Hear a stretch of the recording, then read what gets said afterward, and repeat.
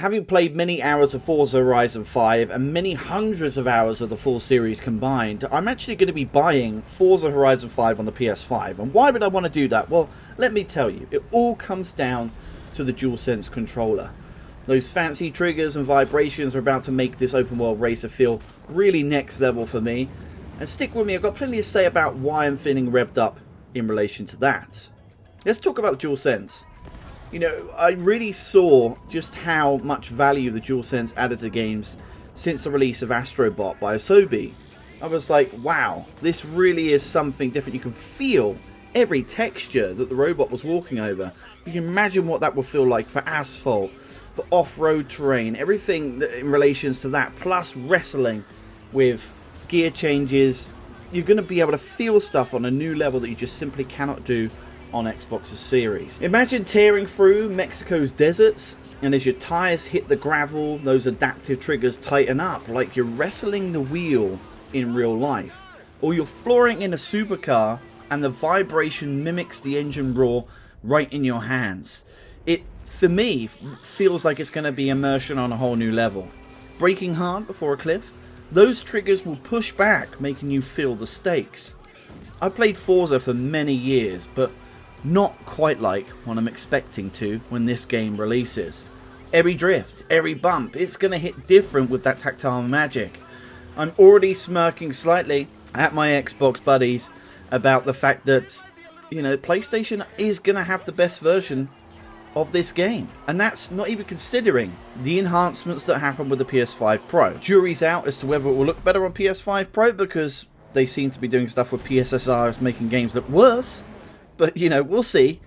We'll see. Apparently the Series S version of Split Fiction looks better than the PS5 Pro right now. So, you know, I'm not going to add that into the argument here. I'm excited for the DualSense speaker. The game has an inbuilt navigation system, like an AI built in the car that you can use in multiple different ways within the game. I'm hoping to hear a lot of engine noise, a lot of, you know, obstacle clashing and stuff like that come out through the speaker. I'm really curious as to what they're going to do with the speaker system, with the controller itself. And, you know, as someone that went through the series and kind of got a little bit exhausted with Forza, so I gave it a break, because the game was, at one point for Xbox, it was every couple of years they'd bring a new one out. And it got to a point where 5 came out, where I just had to take a break from the series. It was so refreshing to play Forza Horizon 5 again after this weekend, a free weekend play of Test Drive Unlimited Solar Crown, which ended up being an absolute dog's dinner. But I've got to say this, if you're new to Forza Horizon, you've never played it before, you're in for a hell of a ride. You really are. This isn't just racing, it is a massive Mexican playground in 5. Deserts, jungles, even a volcano that you can summit. You've got hundreds of cars from all the main manufacturers that you can snag, from Lambos to Ford Mustangs, and you could do way more than just race. You can hunt for the hidden barns, which are basically cars that you can pick up. You've got to find these barns in an area. Smash pinatas or launch up ramps in wild challenges. There's so much stuff you can do just on the offline components, let alone the whole added dimension of the online modes. There's just tons of them. You're getting the full compendium of what has been the lifespan of the Xbox's version. They've had to keep adding new stuff continuously to keep players wanting to come back to Forza Horizon 5. So you're getting the complete compendium. Newbies to the series, you're just going to absolutely love jumping into this. It is the perfect time to get involved in the Forza Horizon series. And I have to say this as well, for those that are Gran Turismo purists. Look, this isn't a MotorStorm, right? This isn't Xbox's answer to MotorStorm, an open world MotorStorm. Because you can dial up how simulated or arcade-like you want this game to be. And that is something that a lot of people forget about. There is so many options in the configuration system for this game. From permanent damage to tire wear, you name it, it's there. You're going to get the experience that you want in Forza Horizon. And, I mean, just roaming around this open world is purely magical. I've still got a soft spot personally for Forza Horizon 4 because it was set in the UK.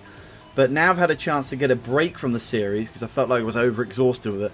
You know, 5 is no doubt the best in the series for me on reflection. If I could erase my memory of playing Forza the series completely, I would. I would love to experience this series again for the first time. The special events in the game as well.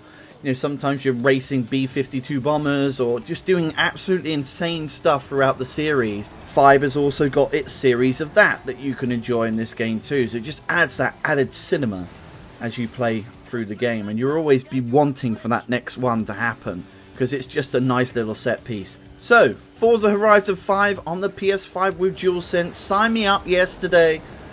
What's got you hyped? Is it the new cars that they're adding, the controller and what it can bring, or just doing donuts around a volcano? Drop it in the comments, smash that like button, and if you're as stoked as me, subscribe for more when this drops, because we'll be picking this one up on PS5. Until then, keep tearing up the roads, and I'll see you out there. Join the conversation. Let us know what you think. Bye-bye.